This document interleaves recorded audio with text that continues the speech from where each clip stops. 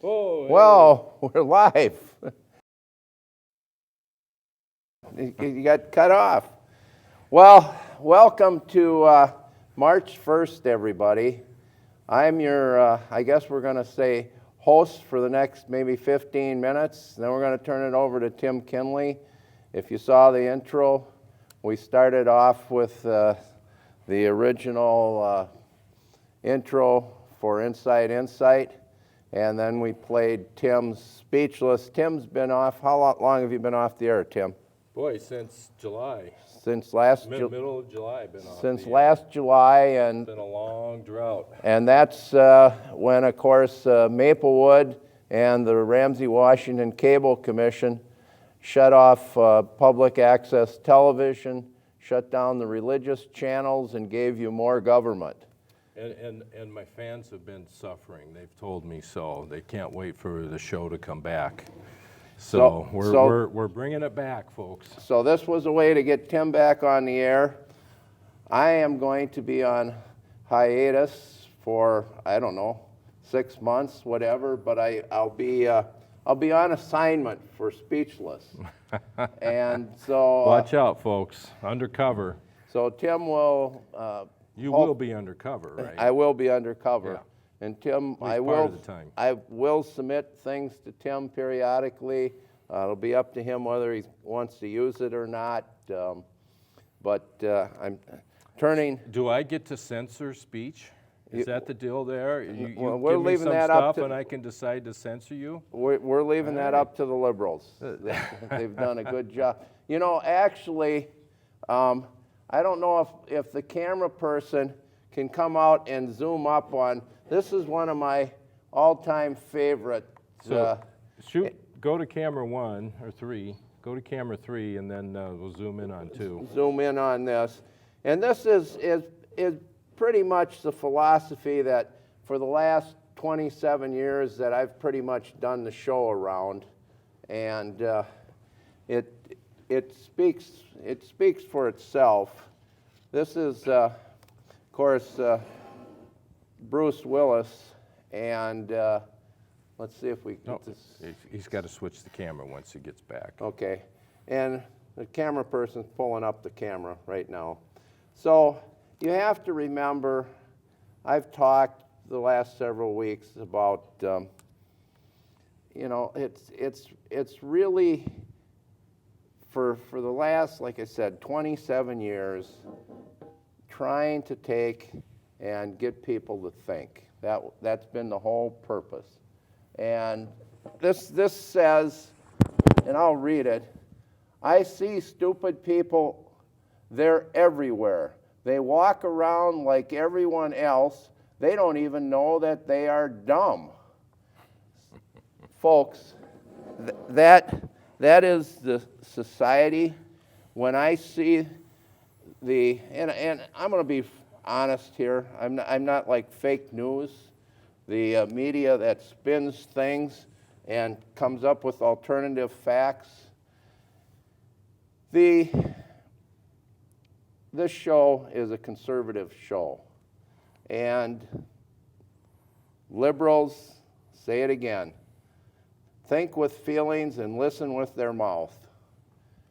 And it's been a fight. And all the meetings, public meetings that I've gone to, the endless hours we've put in doing the show, I decided it's time to focus more on some of the other things in life. And the world, sometimes you just can't save the world. And I'm turning it over to Tim. Tim, your focus is... Am I going to save the world? I already know I can't do that. So. But the focus is, his show has been focused on the family and courts. Mine has been more of what government has been doing to us. And so to that end, you know, tonight, Wednesday night, it's Ash Wednesday. I would have much preferred to have been in church. Ash Wednesday starts Lent, 40 days before Easter. This is when Peter James and John went up the mountaintop with Christ, and Elijah and Abraham, Moses, and Christ was transfigured. God came down, or sent the brilliant light over him, and this is my son who I'm proud of. So that's where Easter starts. And you know, spending Wednesdays doing this show, I decided let Tim Baptists have a little different perspective on this stuff. It's all part of their belief. They just celebrate it a little more restrained than us Lutherans and Catholics. So, yes, and I hope everybody had Tim, did you happen to watch the president last night? I did, in between doing a multitude of other things, but yes. The Democrats are just, you know, they're besides themselves. They don't know how to they don't know how to stop the movement of what the real people, what did Hillary call them? The deplorables. The deplorables. And it's too bad that the deplorables are really the real people of the world.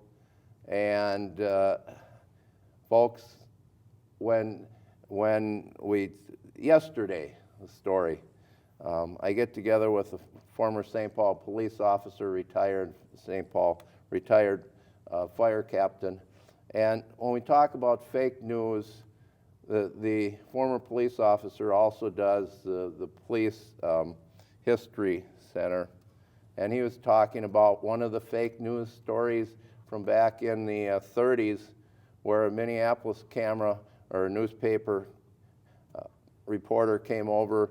It was a murder scene in the Midway area, and everything had gone already. So he laid down, covered himself up with a trench coat, and had the cameraman take a picture of him, and that's what ran in the paper. They recreated the scene. Wow. That's fake news. So when people like Joe Souchery says he's never known any reporters to lie, well, folks, all I can say is it's not the truth. That we've documented, Tim's documented it, he's documented what goes on in the courts, the endless lies in the courts and the changing of transcripts. So when Trump goes after the fake news and the courts, there's a basis for that. Tim, what are you going to do on your show? Wow. Thanks, Bob.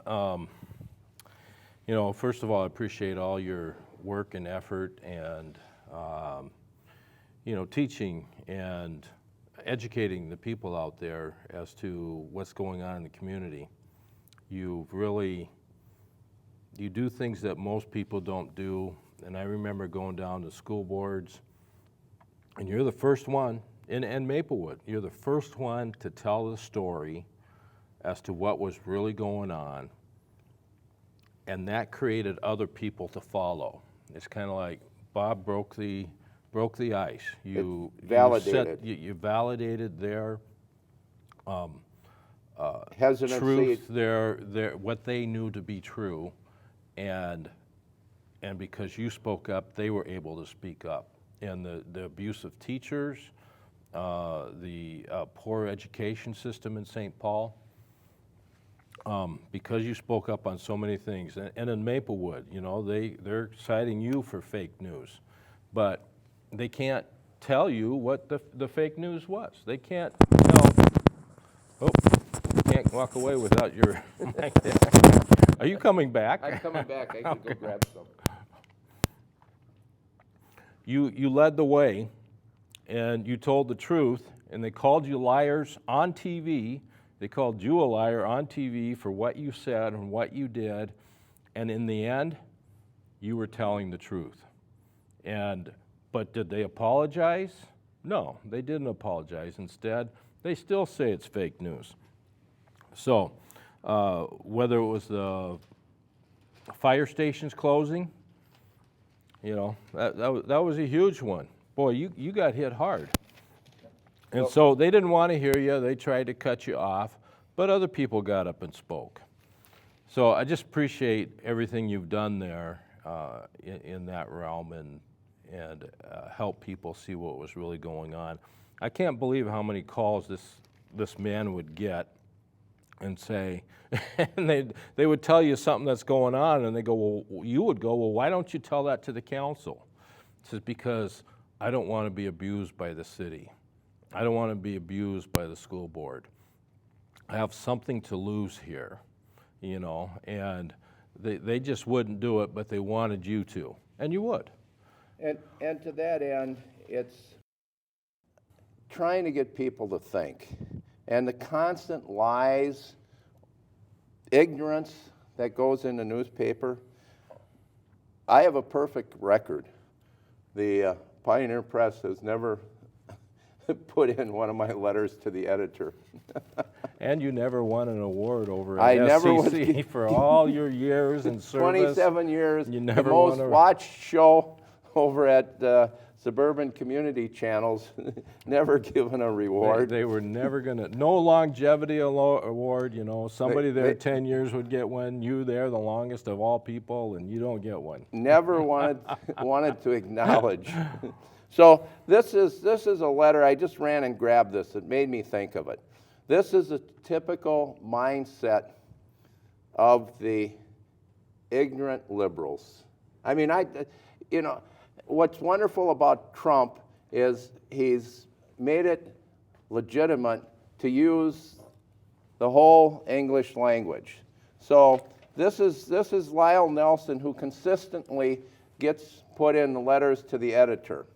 And so the only thing I can either think is that the Pioneer Press is constantly pandering to their liberal base, because that's what the metropolitan area is, especially St. Paul, or they do this just to show how ignorant liberals are. I haven't really figured out what their game plan is totally. It's one of the two. So this is Lyle Nelson. Now, it says St. Paul here. I was brought up to believe that one of the principles of the Republican Party is fiscal conservative. Well, you know, that should be the focus. But like all politicians, it's all about themselves. Hopefully, you know, as much as people berate Trump that he put in all these hedge fund people and the people in the top, my feeling is that underneath that wealth, they're really true patriots.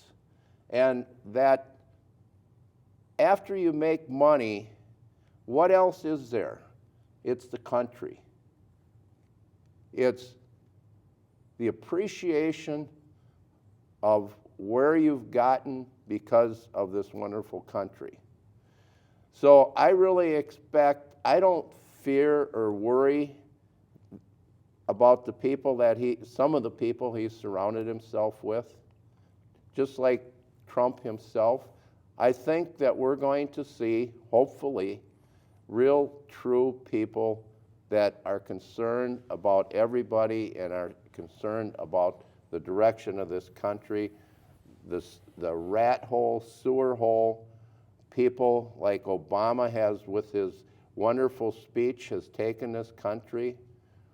The harm that Clinton did was sending our jobs out of the country. You know, the Ross Perot, remember when Ross Perot ran and he said, you're going to hear that sucking sound of all the jobs leaving this country? He was absolutely right.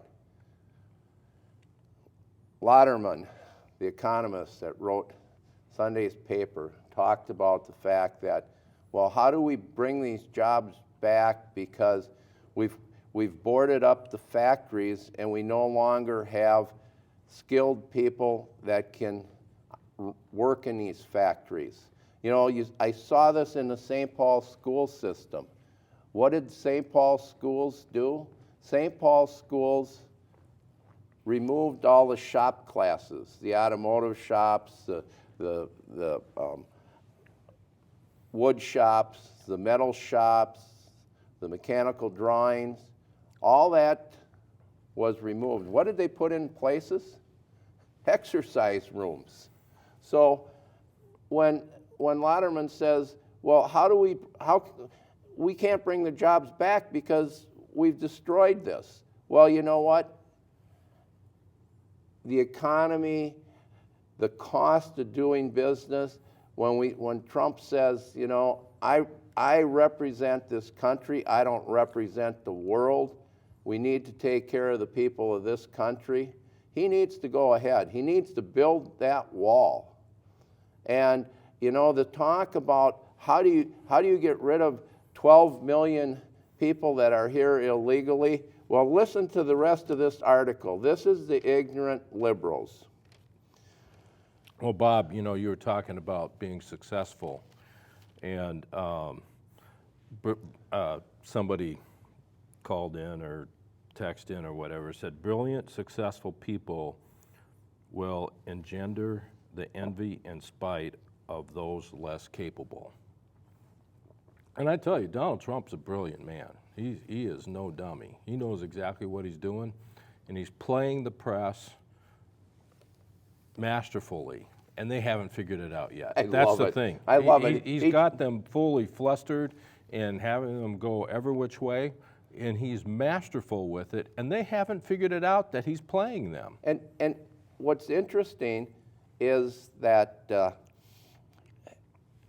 with Obama, he put the liberal press up in front, and the conservative press was pushed to the back.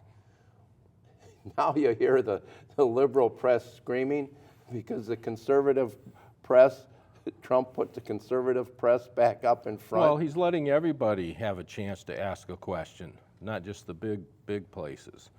And the press just puts out all this fake news about, oh, we don't get to ask questions, or we didn't get to go into the back room and only selected people. Well, that's a procedure that happens quite frequently, where because of the size of the room or wherever, they just take a select and they rotate people through the system. Look at, as an example, Maplewood, Mayor Slawick. Right.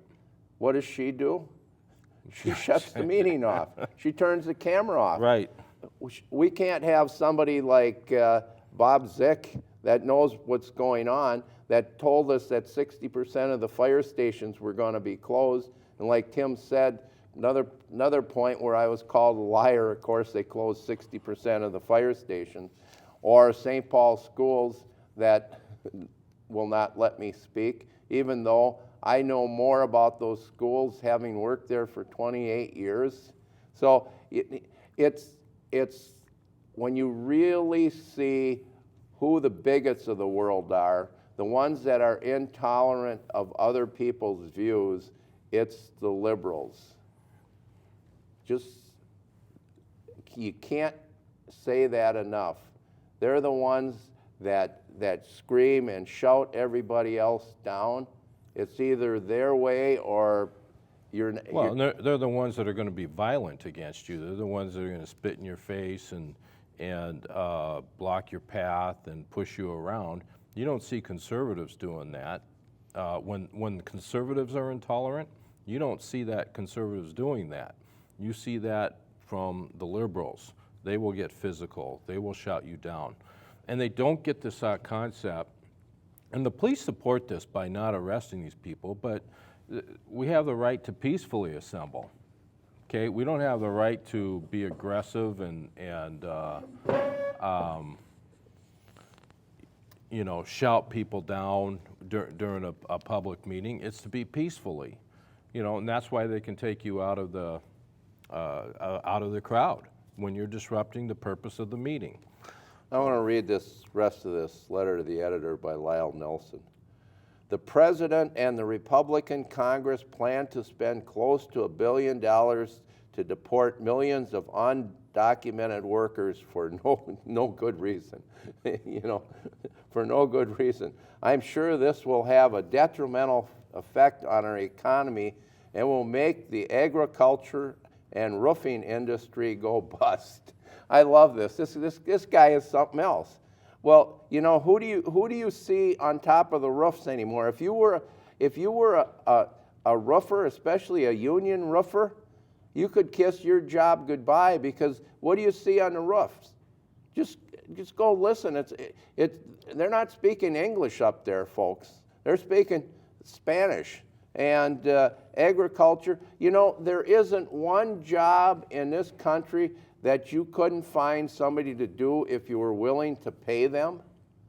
You know, that's the whole problem. When you don't want to pay people for their labor, what's the alternative? Bring in millions of illegals, undocumented criminals, because they broke the law coming in here. And see, this is what's wrong with these liberals. They have a limited range of thought, and because they think with their feelings. So what does it cost to get a 90-cent head of lettuce? You're going to pay $20,000 a year for each one of their kids to go to public schools. You're going to pay for all their social benefits. If they can get away with it, they're going to have an earned income tax credit and receive money back because they don't pay anything in. The social welfare benefits, the Obamacare. You know, when I talk to people that their health insurance went up 200% and their deductible is $6,000, and they're paying $2,000 a month, they're going broke. For what? To provide these benefits for all these illegals that are coming in here, and these people like Lyle Nelson thinks it's wonderful that this is good for our economy. At least Trump has figured it out. I just, in addition, I see in the news that the Republicans also plan to spend billions on a wall on the Mexican border that will have little effect on stopping immigrants and drugs from crossing the border. Well, I think it's going to have more of effect than having an open border. You know, we had that one of the Mexican pole vaulters. They were vaulting over the wall. And folks, unless we do something, we might as well just open this country up and say, well, anybody and everybody. Who's got a wall around his house now? Obama. Yeah, Obama built the wall around his house. Disneyland. Who's got walls? Private gated communities. You know, just having a home with a lock on your door, that's a wall. You know, it's just insane that they don't get this. And, you know, like we should have, Nancy Pelosi. Let's have her house some of these illegal immigrants. Well, I was really hoping that Keith Ellis got elected to the DNC. Because with his mindset and the things that come out of his mouth, the Democrats wouldn't have been back in the majority in 100 years. Well, I don't think Perez is any better, even though he's from the Hillary side.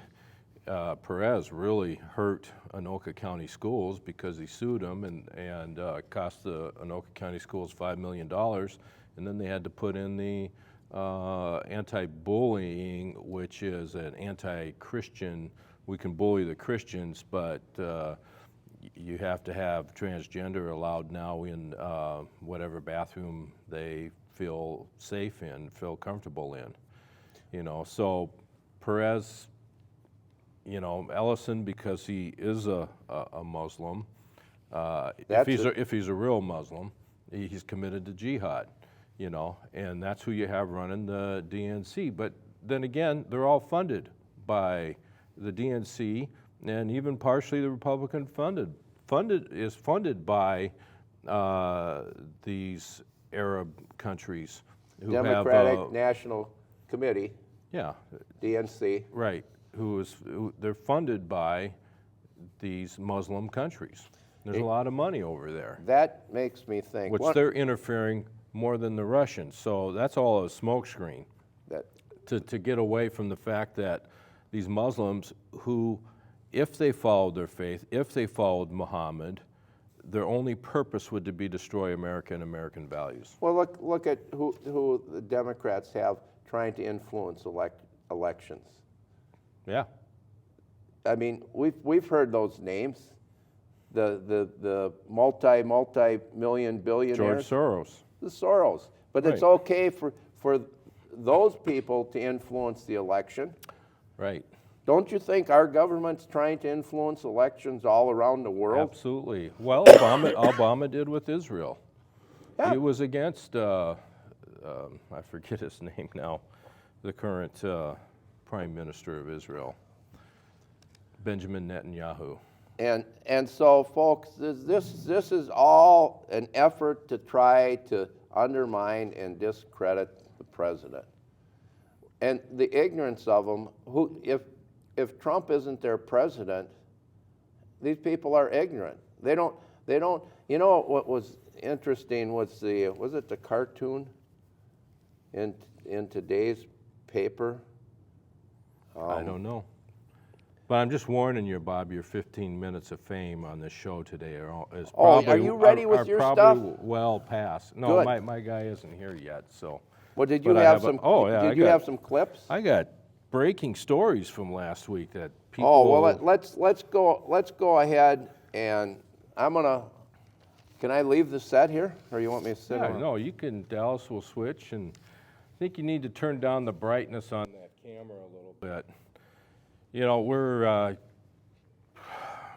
phasing things in and trying to get the camera, the angles, the shots that we want, and new setup, and so things are not really running totally smooth here. Hey, Bob, thanks a lot. Were you done? You had It's enough. It's okay, enough. all right. You know, I'm gonna, like I said, I'm gonna be on assignment. Okay, well, I'm gonna be living life. undercover, secret agent, all that stuff. I won't go around. They'll go away. They'll still Okay. see me show up. All right, don't forget to take your mic off. There you go. Leave that Super. here. Well, yeah, it is March 1st, and today marks the beginning of another 40 Days for Life. It's Pro-Life Action Ministries and another number of pro-life organizations that march and pray for 40 days around the abortuaries where hundreds of thousands of children are being led to the slaughter, dissembled piece by piece, finger by finger, arm by arm, and just crushing the brain. And actually where we're coming out of here, just 3 blocks north is the biggest abortuary in Minnesota, where most babies are killed in Minnesota. So when Brian comes on, we'll get into that stories and what 40 Days for Life are doing. He had another event that he was kind of trying to time this with, so we don't know if we will come in. How much time left do I have anyway? 27 minutes. 27 minutes. Okay. Well, what we're going to go through first is an event I filmed, and I want to bring forward the aspect of the anti-press in our government, and for certain people that are kind of behind the scenes in government, they don't want to be filmed. And there, by law, is a child support task force that's for Minnesota. And this child support task force begins like every 4 years, where they re-go over the child support orders and the finances and what's going on there. Well, somebody's been going down and filming, and they were getting kickback. They were getting feedback saying, hey, we don't want you to film. And from what I understand, they were saying, we're filming anyway. And I heard about that since I've been involved with the child support legislation in the past, and especially what they're talking about. Should we be cost shares, income shares? I'll get into that later. It's not really the major point. I was a proponent of cost shares. What does it actually cost to raise a child versus, well, we're just going to divide your income based on whatever we want. So I heard they were having hassle for filming, and I want to go down and film and kind of settle this issue because I've done this before. I've filmed in at events that the legislature has put together. I know the law, I know the Constitution. I was ready and willing to be arrested that day. I was prepared to be arrested if they weren't going to let me film because I was going to film.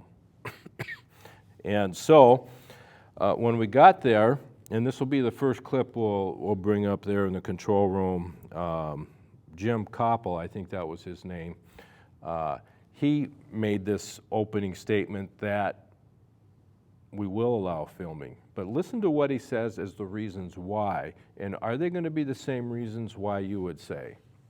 So I know there's been some discussion about, all these meetings are taped. All the mics are on, we tape the meetings. We will continue to do that. And that is part of the public record and the work of the committee. The filming as well is open. The reason for all of this is in the age of technology we have, virtually everything we do is taped, either by camera or audio, and it will continue to be that way. I think the only thing that we as a department have to do a better job of is letting people know that everything we do pretty much is a public record.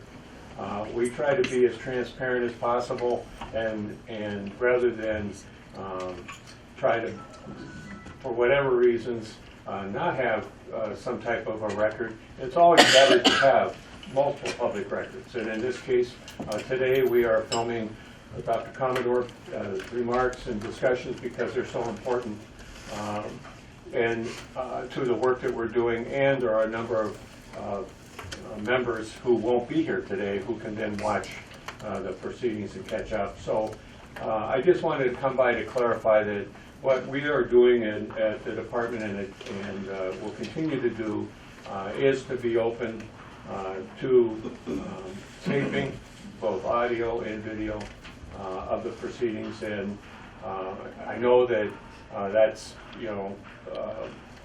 unique to, and new to some of you, but it is really what we expect in conducting our business, and it's going to be that way going forward. So I just wanted to clarify that issue. And then again, I wanted to commend you for volunteering to come in and being on. All right, there it was. The primary reason we're allowing filming is because technology. All right, technology is it. In other words, people can come in here and secretly record anyway. We really don't have a way of stopping them, so we might as well let them film. And we do want to be open and as transparent as possible. Yet you had a lot of people on that committee, from what I understand, that did not want to be filmed or have it filmed because they felt it would hinder the conversation. Now, I ended up filming this whole session, or majority of it, and it didn't seem to me that the conversation was hindered. Matter of fact, you really hardly notice that the cameras are there anyway because they're so small these days. But the Department of Human Services was filming this for the members who couldn't be on this, that were on this task force that couldn't be there that day. So they were going to film it anyway. And so why isn't that a public record? And why can't the press be there anyway? So Dallas, I'll tell you when to cut the next video off, but what I want, I had a whole bunch of thoughts in there, but the main point was about the press here and why we get to film. And so I made some comments during the public comment time about the filming procedure. So Dallas, why don't you run the aspect here as far as filming goes. Just want a couple comments because I deal with this. I try to film in the court, and it would really be nice if you had seen court cases and court records and what actually happens in the courtroom. And since courts are courts of equity in what you're dealing with, whatever you do here is just a pretense for a judge to do whatever he wants. And what I would, in the opening comments about filming, I wish the statements would have been made. The U.S. Constitution says there's the right of the press, free press. And the Minnesota Constitution says the right of the press shall remain inviolate. It's even stronger than the U.S. Constitution. When you're in these type of settings, you need to expect it. It's not about technology.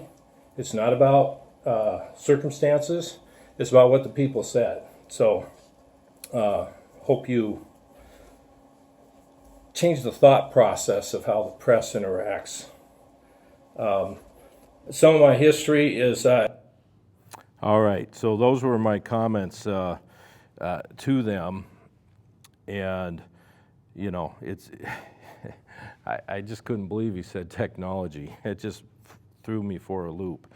You're not going to see that video anywhere else but here on Speechless, nor will you see any of the rest of it. I'll put the video up online for this child support task force. There was a great presentation done by an economist who studied what it costs to raise a child, and believe me, the costs that Minnesota on their guidelines are charging for non-custodial parents is way, way high, almost 3 times as high as what it should be.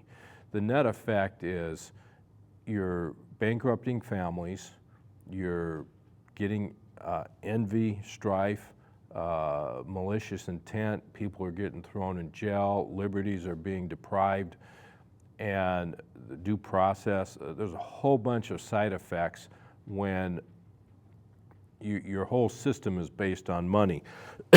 Excuse me. And that's one thing I brought up, you know, which I'll show later at the Child Support Task Force hearing when we talk about that and have some people from the task force on the show, is that there's a money system going on here. There's some of these people on this task force have a huge conflict of interest, where the higher the child support is, the more money they make. So what do we got, a message here? Okay, excuse me here, you might want to mute the mic. All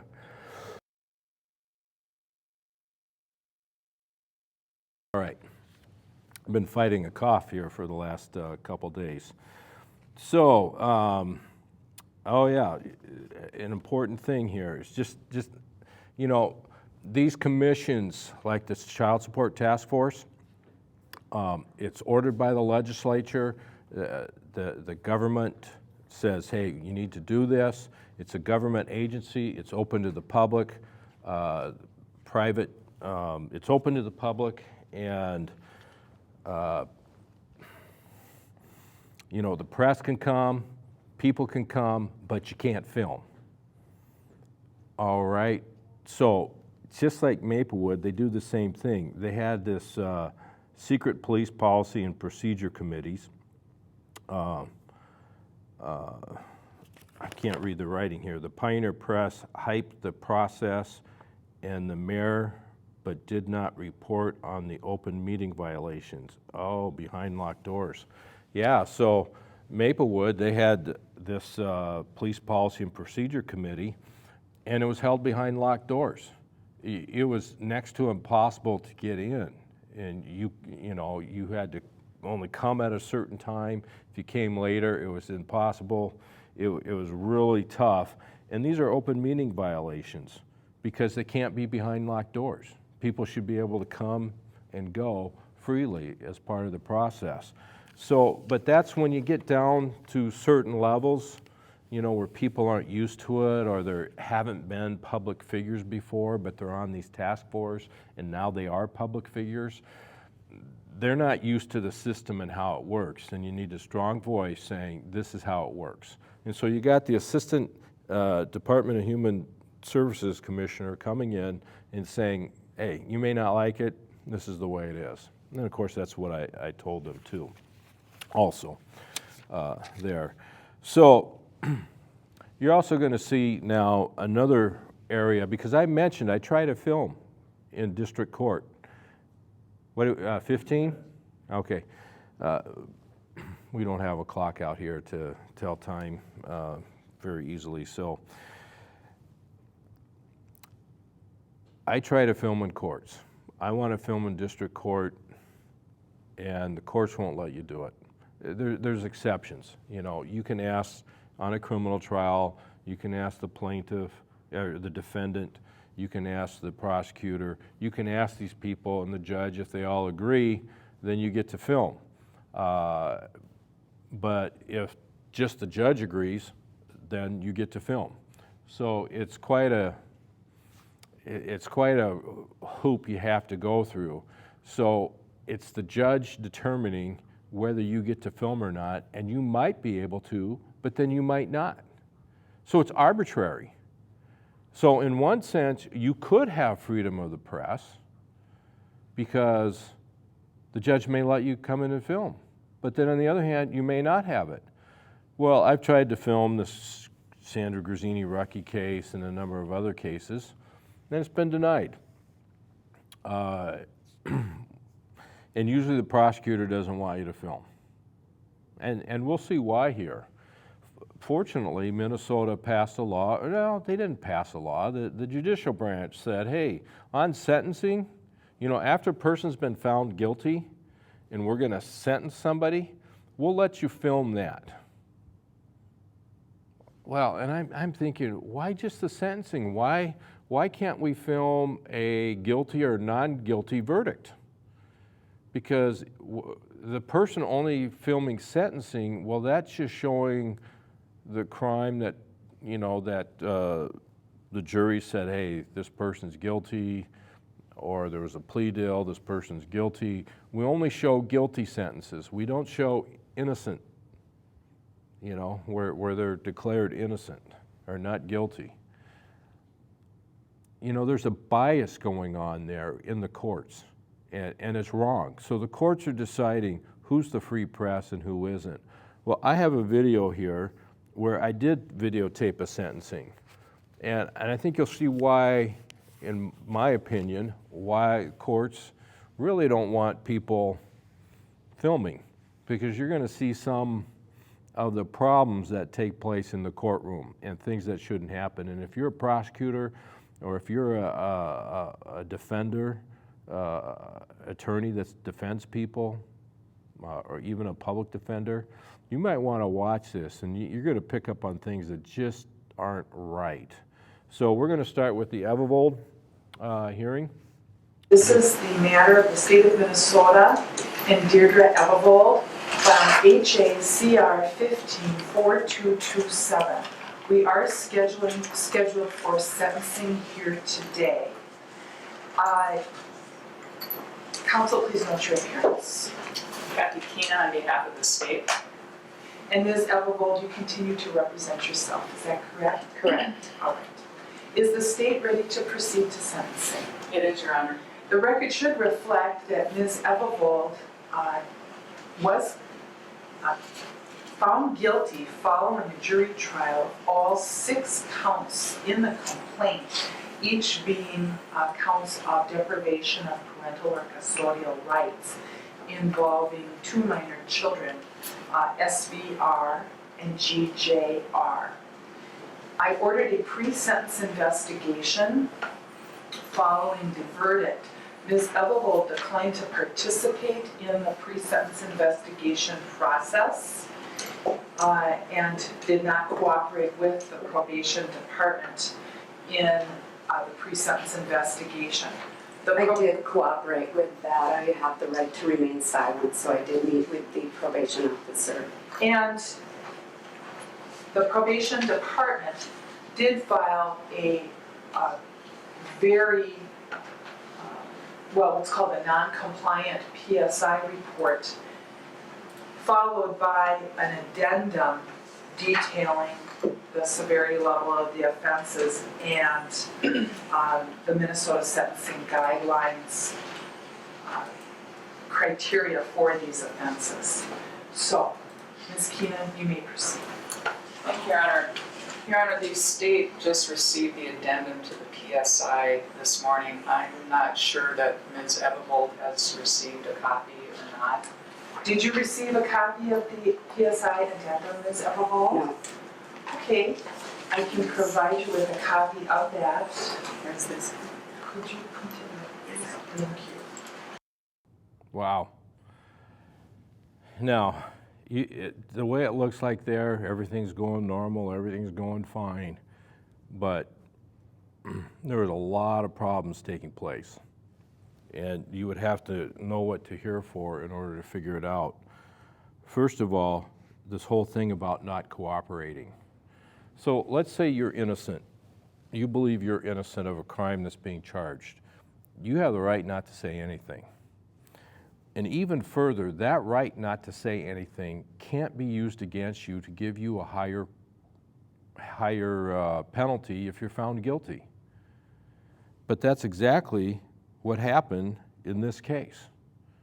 Because Dierdre Evavold kept saying, hey, I want the evidence that you have against me. I want the exculpatory evidence, okay? I'm not gonna say a thing until you give me all the evidence, okay? And we're gonna see that in a clip coming up in a little bit. You let me know when you find that location. We're there? All right, don't play it yet. You're gonna hear what she has to say about, I haven't gotten all the evidence, and you're gonna hear how the court and the prosecutor just poo-poo that. It's rather embarrassing.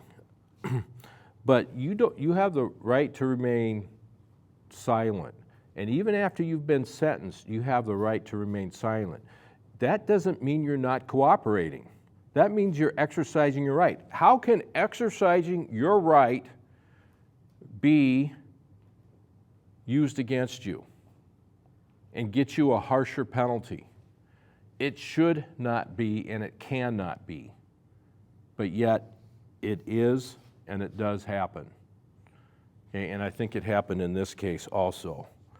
And as you see, the other thing that happened here is, when is a person supposed to receive their pre-sentence investigation? When is it supposed to be handed to them? Is it supposed to be handed to them right at the hearing time? Because do you have a right to challenge that pre-sentence investigation to say, hey, there's truth here, there's not truth here, there's something wrong, there's something right? Don't you have the right to cross-examine that and say, hey, now if you looked at the Sandra Grazzini-Rucki pre-sentence investigation, when Sandra had her attorney up there say, hey, these facts are wrong. Oh, and you know what they did? They corrected them, okay? But they were able to correct them because they got the information earlier, okay? So here's somebody without an attorney, okay? She didn't need one at that point in time. You know why? Because she never got her exculpatory evidence, okay? There shouldn't have been a trial. Not all the evidence was given to her that was out there and all the data that was collected on this case. And she asked, Dierdre Evavold asked for it over and over and over again, and it was refused over and over and over again. That's why this case is going to appeal, and I think Dakota County and the prosecutor and Judge Karen Asbaugh is going to have egg on their face, maybe worse. You know, it may cost them a job, you know, with all the money that may be paid out on this deal. But there is a huge cover-up going on, huge. So let's see what Dierdre has to say here in the next clip. What, if anything, would you like to tell me before I sentence you? Well, a fair trial includes the right to present a complete defense. I was made aware that I was also not provided with information on Christina Fox, all of the investigative data. I completed a consent form that was given to Stearns County to have that released, and that was willfully refused to be provided to my husband. So I didn't receive any of the preliminary audio statements on any of the witnesses, so I wasn't given a fair trial and able to complete a defense.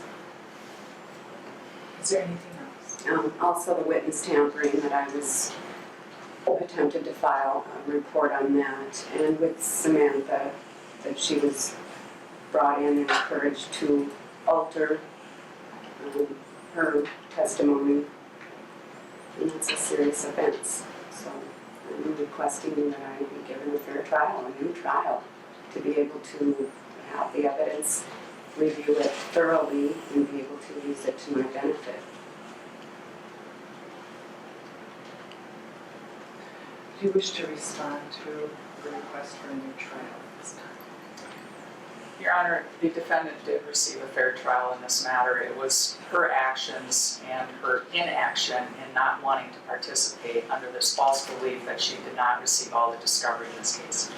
She received all the discovery in this case. And this nonsense about Christina Fox and Stearns County, I have no idea what she's referring to.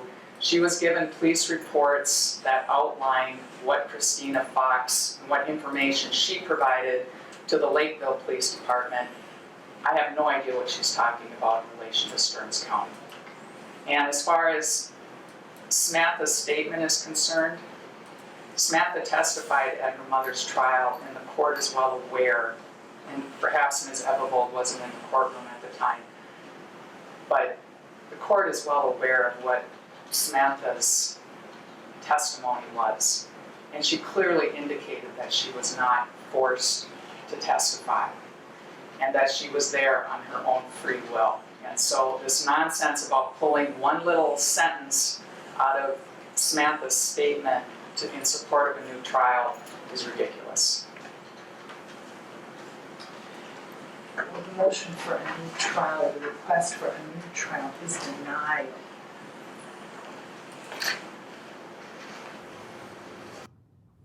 Well, there you have it.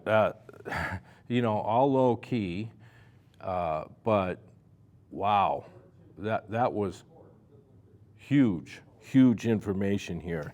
So what Dierdre Evavold was saying there was that she wasn't able to give a complete defense. Now her defense was, and the law is very clear, you get to take any kid from anybody if you believe and have a reasonable belief that they're being physically, mentally, emotionally abused by the guardian parent, whoever has custody of them at that point in time. The law is clear on that. You have to have reasonable belief. So, Sandra Grazzini-Rucky, Dierdre Evavold believed that the kids were experiencing that. And so, when the girls decided to run away, they were there to pick up the girls and get them to a safe location. Okay, so they were operating under that law. Well, is that law legitimate? Well, yeah, the law is legitimate. Anybody has the right to help anybody out. And a law only goes to the effect that if it does good, okay? I mean, if you got a law and like you can't speed, okay? And you can't speed, but you got an emergency situation and you need to get to the hospital really fast, guess what? The speeding law is out the window. You have a justifiable reason to ignore those laws. Still drive safe, but you have reason to ignore those laws, and you won't be charged with a crime for that. Same with self-defense. You can kill a person if you're defending yourself. All right? So Dierdre is going there and saying, hey, didn't get all my evidence. We got video up in Stearns County where Sam is saying, I'm being abused, I don't want to go out to my dad, I will run away, I'll do it again and again. And once Samantha is found and the other daughter, they end up being taken with their dad to a retreat center where they get deprogrammed for over a month. And then they come back, and then they have to testify under a situation where Samantha's in the back room with her dad, her grandma on her dad's side, and court personnel that are all off camera that the jury can't see. But beforehand, Sam's saying, I can't be here, okay? I'm here against my will, okay? Well, anyway, so hey, big deal. So what? We didn't let you show that. Who cares? All right, we got to go. We'll be back next week, Speechless, on this same channel. Hope to see you there. God bless.